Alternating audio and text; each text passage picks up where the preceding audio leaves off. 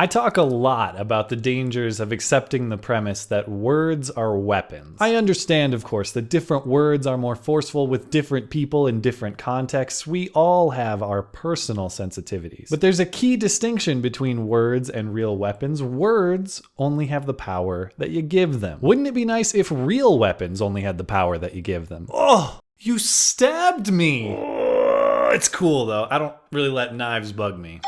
All good. If we accept the idea that words and thoughts are weapons, we need to stop word and thought assaults. If we want to stop word and thought assaults, we need some type of word and thought police. Do we really want that type of law enforcement? Hold that thought. Or rather, hide it from the cops. The story that has me thinking about this topic is out of a Phoenix high school. Seniors there posed in t-shirts for a photo in a way that spelled out "Best You've Ever Seen, Class of 2016. And after that photo was taken, 6 of the seniors immediately disproved that claim by arranging themselves in such a way that they spelled the N-word with stars in place of the G's. We've got 2 universal laws in the 21st century. If it exists, it will be on social media, and if it's on social media, people will be mad. So was it dumb of these high school kids? Yeah. Was it insensitive? Yeah. Was it immature?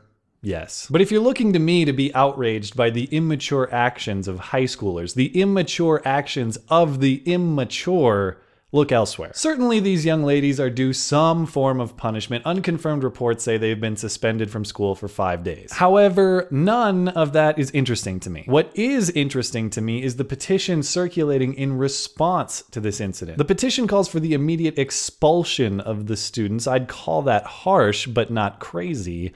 But it also calls for the immediate resignation or firing of the school principal as well. I'm sorry, the principal?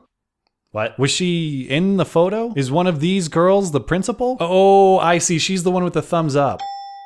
I didn't see her there at first. In all seriousness, the principal in this case reacted exactly as you'd expect, writing, "We want to let you know we share your outrage and disappointment over the actions of a handful of our students today. We want to make it crystal clear these actions are unacceptable and will not be tolerated at Desert Vista. These actions do not represent who we are as a campus. We can assure you we will discipline these students in accordance with district policy and our student handbook. While we don't discuss individual discipline, we can tell you that in addition, the obvious need for sensitivity training will be addressed." Not good enough. She has failed in her duty as a thought policewoman and has to go. This is becoming a bit of a trend. This isn't the first time we've seen efforts to oust a school administrator for failing to stop word violence before it happens. Last fall, Mizzou students successfully forced out the university president after he failed to stop a random passerby from yelling the N-word and failed to stop a scat fascist from drawing a poop swastika in a bathroom. And at Yale, students famously yelled for the dismissal of a headmaster who didn't want to police Halloween costumes on campus. You should step down! If that is what you think about being upset, you should step down! In that case, it wasn't even that there was an offensive Halloween costume roaming campus. It was just the idea that one could. I'm not even sure what these people want. Are these people in charge supposed to have some type of spidey sense for oppression that allows them to stop it before it happens? As though their sixth sense just tingles and it's quick to the oppression mobile.